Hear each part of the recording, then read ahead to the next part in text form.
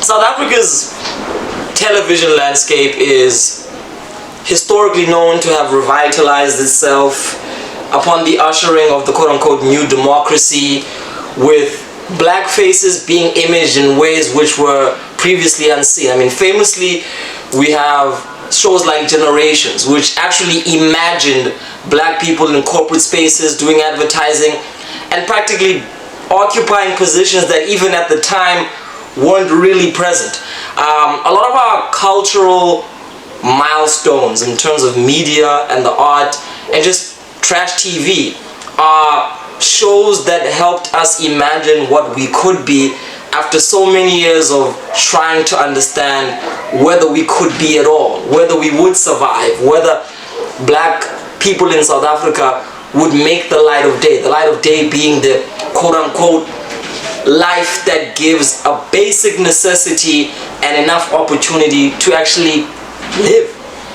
So here we are, 2023. Yes, I'm dating this episode simply because if we're tracing the development of how black people are imaged in South African television, there seems to be this incessant need to glorify certain stereotypes.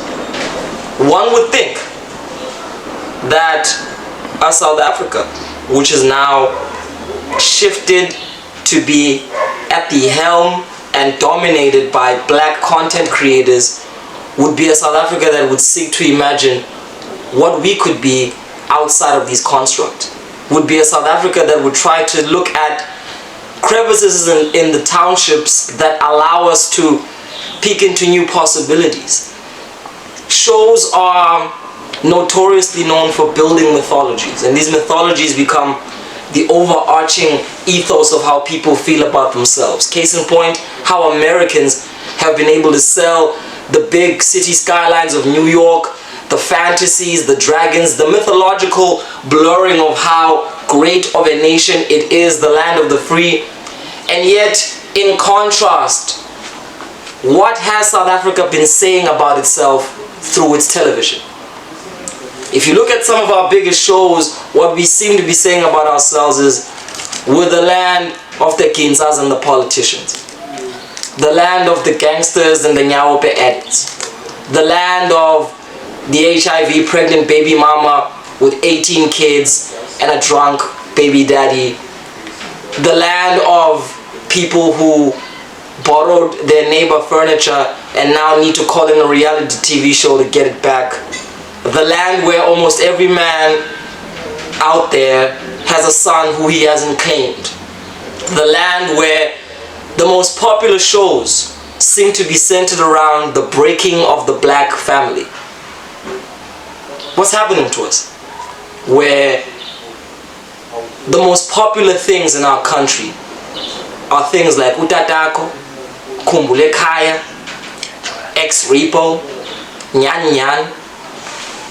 Shows that seem to become more an expose of our solicitous and scandalous lives than they are an expression of how we're trying to build unity. I want to use this episode to reflect on that, because I guess this is all this could be at this point. I don't want to do any serious dissertation on anything. I want to talk as a South African and ask the question, what are we saying about ourselves through our media? What are we teaching each other about ourselves? And most importantly, what are we teaching the rest of the world? Because as we notice the shows that are becoming popular, it is shows that thrive on the pain, that thrive on the separation, that thrive on all of the things we're not doing right towards each other. How we cheat on each other, how we don't take care of each other, how we neglect each other, how we don't tend to each other enough. These are the shows that are always in the limelight. And I'm talking about this because TikTok as a new phenomenon seems to have taken over the lineage of television. We're seeing the same thing on TikTok, where the biggest South African TikTok content creators are people who have amassed themselves around this cult of black pain, who sensationalize and spectacleize the issues plaguing us and turn them into laughing matters. What's going on with us? Are we so depressed that the only thing we can actually do at the situations that seem to be insurmountable is give a laugh that somehow consoles us temporarily but doesn't give us enough leeway to actually navigate how we could actually be better people? I think it's an important topic because there are two narratives around this. One is that there is a big conspiracy theory to destroy black people, and television channels like Moja are part of some kind of massive conspiracy to feed us this kind of content so that we don't develop. That's one way of looking at it. Another is that this is just who we fucking are, and that the reason we focus on these aspects of who we are is because we hardly have anything else that can really show us redemptive qualities, and that in fact it is through navigating this black pain that we can try and understand, if not diagnose, possible avenues to give effort to trying to be better people. So, depending on where you fall into this narrative, is it deliberate? Are white people at the helm of creating images that feed black folk a destructive sense of themselves? Or are we our own worst enemy? Is the quote-unquote man in the mirror what is being reflected to us through our media? I tend to be of the latter persuasion, simply because when one looks at capitalism as a structure, it feeds by selling people ideas that subject them to the very same capital system. And we know that it does this classically by painting the image of aspiration. It is important to have poor people in capitalism so that the working class is always fed illusions of breaking out the mold of poverty, when in reality very few of them will even make it that far. But my point is that capitalism does not make a business out of poverty, because you can't really sell poverty. You can only sell the idea of coming out of it. So it wouldn't make business sense to sell black people their very own pain, because how would we revel in that? What is enjoyable? What is marketable about black pain? How do you actually make any money from black pain? Maybe somebody watching is giving the response, well, VJ, we feed into this because we give it attention. Well, if we do give it attention, why do we? Why do we like these shows? Why would we rather watch an episode of Nyan Nyan than go to some kind of motivational rally that tries to talk about the moral regeneration of the community? I'll tell you why. It's because any effort to moralize us ignores the reality of how the morals are the same problem.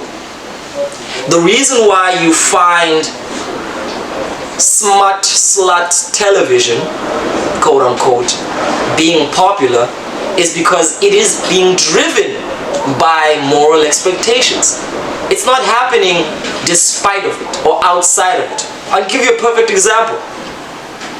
Aside the biggest shows that focus on the divestiture and breaking of the black family, there is always a flashy, suit-wearing, loudmouth, charismatic Christian pastor. South Africa also equally has a dominant TV culture of making bishops, pastors, or whatever famous people, because they work with this pain. They perpetuate it by giving black people the illusion of coming out of the pain through some kind of self-deprecation, hating ourselves and washing ourselves clean of the pain through paying tithes and being some kind of moral a cause might be the solution. I might be angering some of our Christian supporters. I want to be very, very specific. The spirit of Christianity is about the redemption of the soul, but the business of Christianity is about the growth of the church. And the church is a business.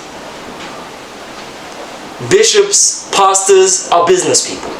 And yes, you find those who want to get at the root of the psychological issues plaguing our people, but far and most, the business and the politics of spirituality is what will always prevent any real ethical transformation. Why? Because Christianity and any other religion pretends like the problem is personal when it's systematic. And this is what I want to get to the root of. We love trash television because it tells us that the issues are ours, not part of a larger system. Let me break that down. So, if you didn't notice, we live in a system that perpetuates itself by structuring society in a way where big conglomerates take over the bulk of our time and energy so as we serve their greater cause in subjecting us to a perpetual system which doesn't give us back any real means of production or power. We're all glorified slaves in capitalism, and the reason we don't feel like we're slaves is because we're numbed and dumbed down by the luxuries of this so-called lifestyle through the media. Whether it be appliances we don't need, drugs that we're addicted to, capitalism keeps us docile by feeding us elements that self-soothe our psyche into the notion that there's really nothing to do about capitalism than just be a part of it. Wake up, do your job, and everything else is really too much of a risk to invest in. Now, there might be some logic in that because everybody just wants to make do, go by and survive, and this is not an episode about revolution, but I can't help but filter that into the situation and the conversation because my point is morality is not there to teach us how to be right in a way that transcends the system. It's here how to teach us to become docile servants of it. And get at me in the comment section if you feel I'm being blatantly heretic, because I am, and I will not apologize for it, because how on earth is it possible for the church leaders to become mega superstars in the same limelight as any musical or artistic celebrity when what they're doing is transforming people's lives? How are people's lives actually being transformed by reading an antiquated book with outdated morals when the issues they actually face are related to how the system in itself subjects them?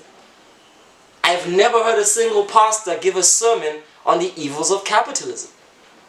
I've never heard a single pastor equate the devil with the system in and of itself. It's always that the devil is some kind of supernatural force that's taken over some kind of hierarchy of leaders who we don't get to see, called the Illuminati. But come on, let's be real about it. If we want an Illuminati, just look around.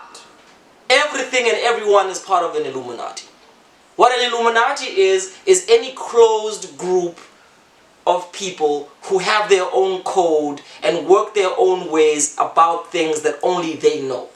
So without complicating it, about talking about rich people and certain secret places they have and rituals, yeah, there might legitimately be some weird sex celebrity cults where babies are being molested, but that is not what makes the world go round.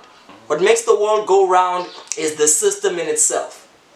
So if the people on top of it happen to have some weird taste for baby bodies, or they don't, that doesn't filter into the actual mechanisms.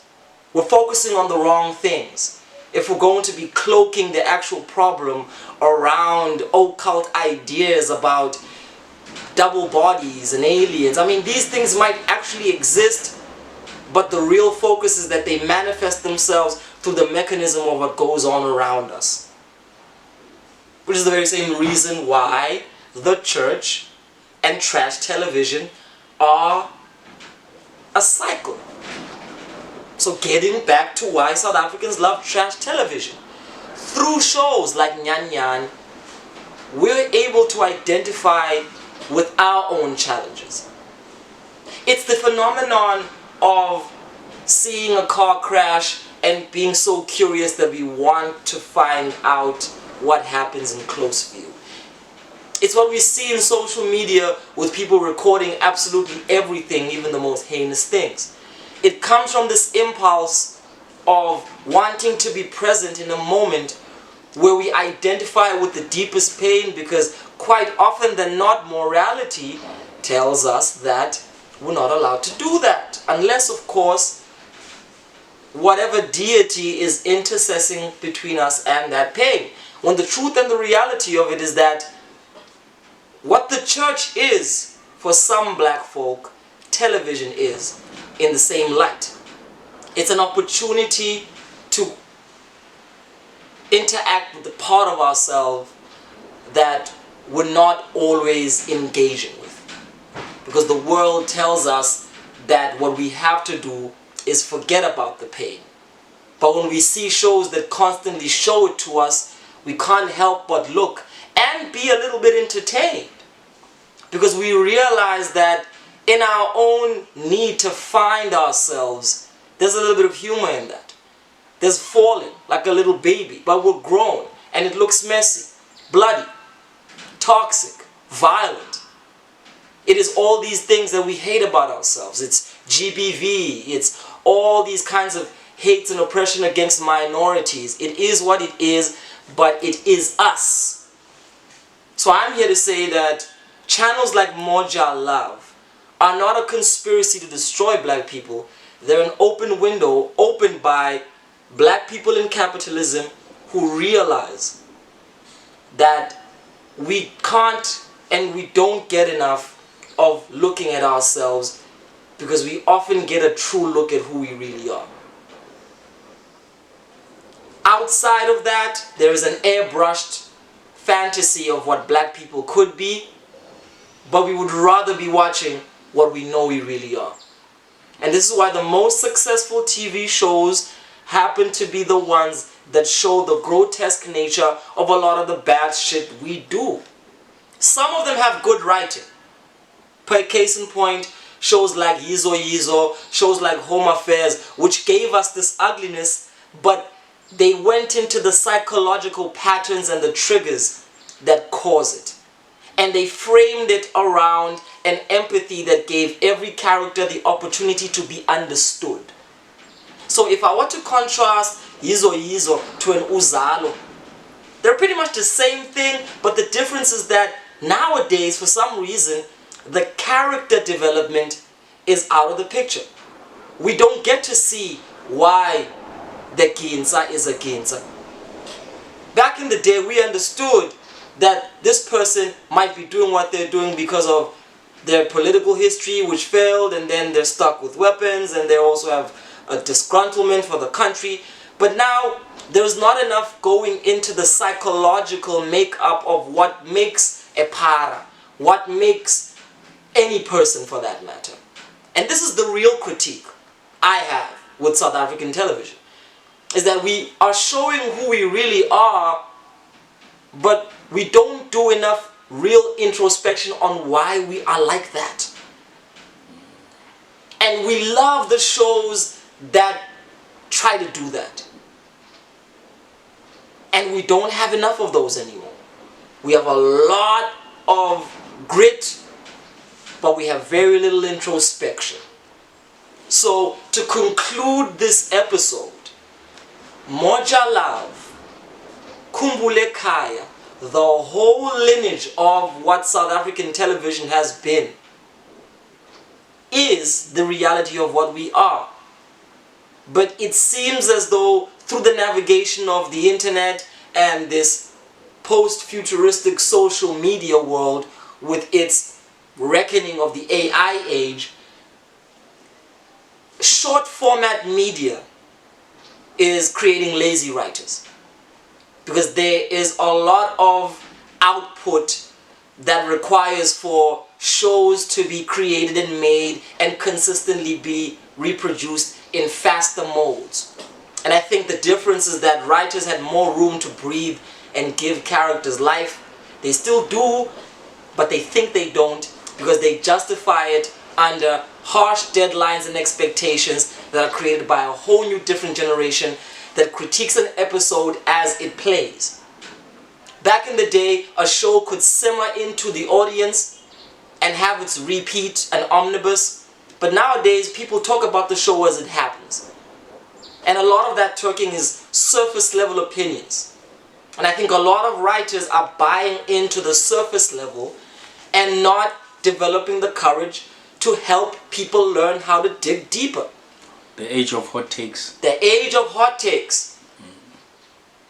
So this is an indictment on the writers.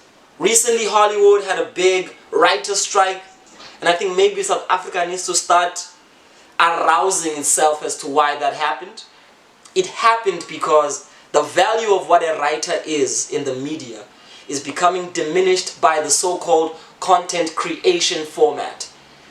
Content creation thrives on caricatures, but real writing is an investigation of the self. So I think our writers have turned themselves into content creators, where they're giving us what we are, but they're giving us a very reduced version of that, which doesn't allow us to understand why we are like that. So no, there is no conspiracy other than the one we're committing on ourselves. So what is South Africa saying about itself? It's saying that we might have given up on the effort of trying to understand why we are like this. My name is Vijay, the brother from the Ancient Mother, and Headspace just might be part of Trash TV.